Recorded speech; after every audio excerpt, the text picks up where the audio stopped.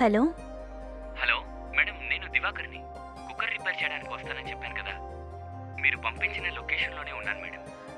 అక్కడ flat number 23 అని కనిపిస్తోందా? 23యా? 21, 22 ఎక్కడుంది? 23 ఉంది మేడం. అదే బిల్డింగ్లో సెకండ్ ఫ్లోర్కి రండి. సరే మేడం, నేను ఇప్పుడే వస్తాను.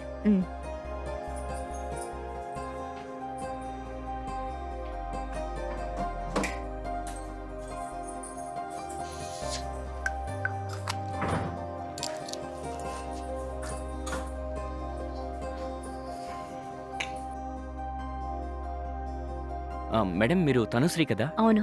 నేను దివాకర్ని. రండి. ఆగండి, నేను కుక్కర్ తీసుకొస్తాను. అలాగే.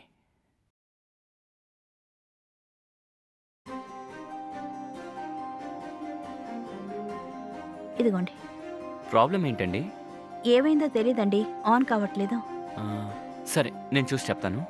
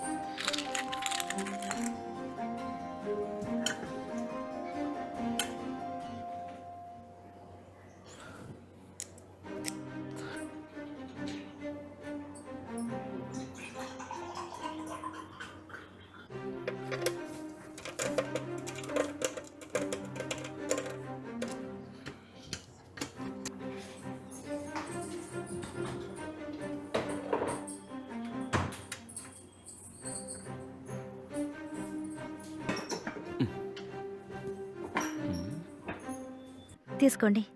Thanks madam.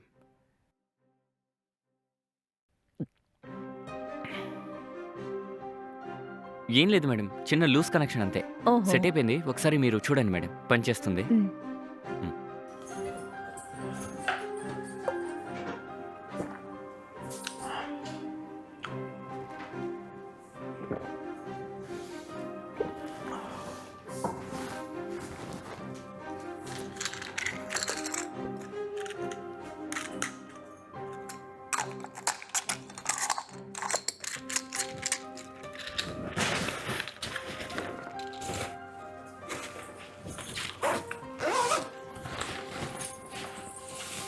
పనిచేస్తుందండి. ఎంతైంది? 500 ఇవ్వండి. ఒక్క నిమిషం.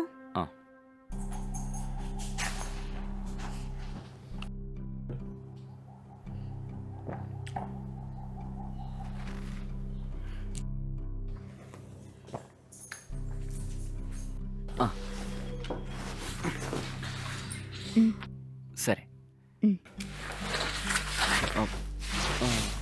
మేడం, మీది వరంగల్ కదా? అవును. మీరు సిఎస్ఆర్ స్కూల్లో చదివారా? అవును. నేను కూడా ఆ స్కూల్లోనే చదివానండి. అవునా? అవునండి, మీరు నాకు సీనియర్. అలాగా? మీరు 12th క్లాస్ చదువుతున్నప్పుడు సార్ చెప్పారని నేను అక్కడికొచ్చి బెత్తం తీసుకుని వెళ్తాను. మీరు మర్చిపోయినట్టున్నారు. బాగా ఆలోచించుకోండి. నన్నందరూ దివా దివా అని పిలుస్తారు. ఒకసారి పీటీ టీచర్ సైకిల్ తీసుకెళ్లానని స్కూల్ అంతా నా గురించి చెప్పుకున్నారు. బాగా ఆలోచించి చూడండి. నాకిప్పుడే గుర్తుకొస్తుంది. రే దివాకర్, నువ్వా? నేను చాలా చిన్నప్పుడు చూశాను, మళ్ళీ ఇప్పుడు చూస్తున్నాను. బాగున్నావా? బాగున్నాను. మరి ఆ పీటీ టీచర్ సైకిల్ ఏమైంది? ఎవరో తీసుకు వెళ్ళిపోయారు. కానీ సైకిల్ నేనే తీసుకుని వెళ్ళిపోయానని స్కూల్లో అందరూ నన్ను అనుమానించారు. సరే, ఇప్పుడు నువ్వు ఎక్కడున్నావు? ఇక్కడ దగ్గరలోనే ఉన్నాను. నేను పాలిటెక్నిక్ చేసిన తర్వాత ఒక కంపెనీలో చేరాను. ఇప్పుడు అదే కంపెనీలో మార్కెటింగ్ ఎగ్జిక్యూటివ్ కమ్ టెక్నీషియన్ గా పనిచేస్తున్నాను. ఓ అవునా? మిమ్మల్ని చూడగానే నాకు చాలా సంతోషంగా అనిపించింది. మీరెలా ఉన్నారు? నేను బానే ఉన్నాను. సరే, నువ్వు లోపలికి రా. రా, కూర్చో.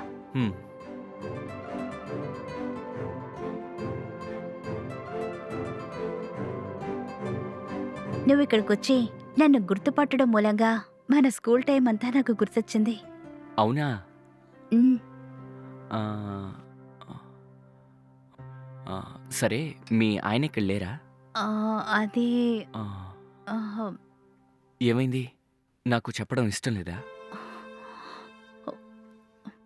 సరే, చెప్పొద్దు. అది కాదు, నా భర్త చనిపోయారు. అలాగా? మీరు ప్రేమించి పెళ్లి చేసుకున్నారని విన్నాను. మీ గురించి ఊర్లో అందరూ చెప్పుకుంటుంటే నాకు తెలిసింది. అవును, కానీ మాకు పెళ్ళైన సంవత్సరం తర్వాత నా భర్త యాక్సిడెంట్లో చనిపోయారు. అయ్యయ్యో! తర్వాత ఏమైంది? మా తల్లిదండ్రులొచ్చి నన్ను మా ఇంటికి తీసుకువెళ్లారు. తర్వాత వాళ్ళు నాకు వేరే ఒక అబ్బాయిని చూసి పెళ్లి చేశారు. కానీ వారు కూడా 2 సంవత్సరాల తర్వాత చనిపోయారు. అలాగా? నేనిప్పుడు ఒంటరిగానే ఉన్నాను. ఇది నా రెండో భర్త ఇల్లు. వేరే దారి లేక నేనిక్కడే ఉంటున్నాను.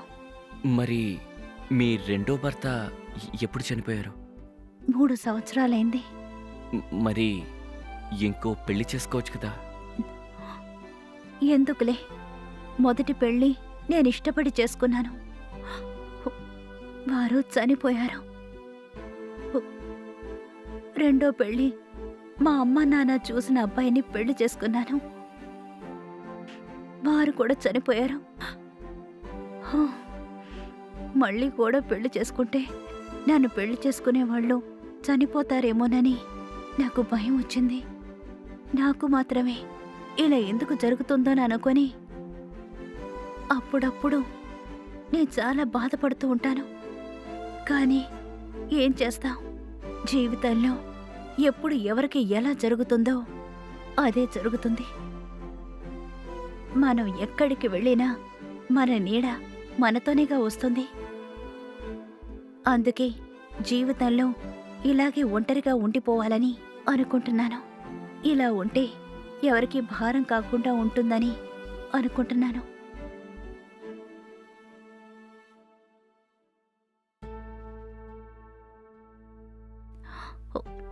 నా గురించి అంతా చెప్పి నిన్ను బాధపడేలా చేశాను.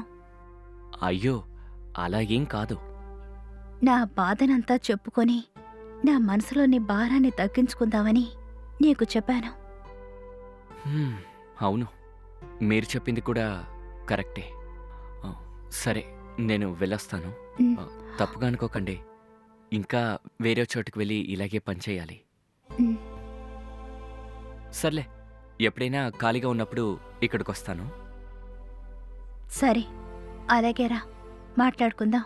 ఉమ్, నిన్ను కలిసినందువల్ల నాకు చాలా సంతోషంగా ఉంది. నాకు కూడా. వెళ్ళొస్తాను. ఉమ్.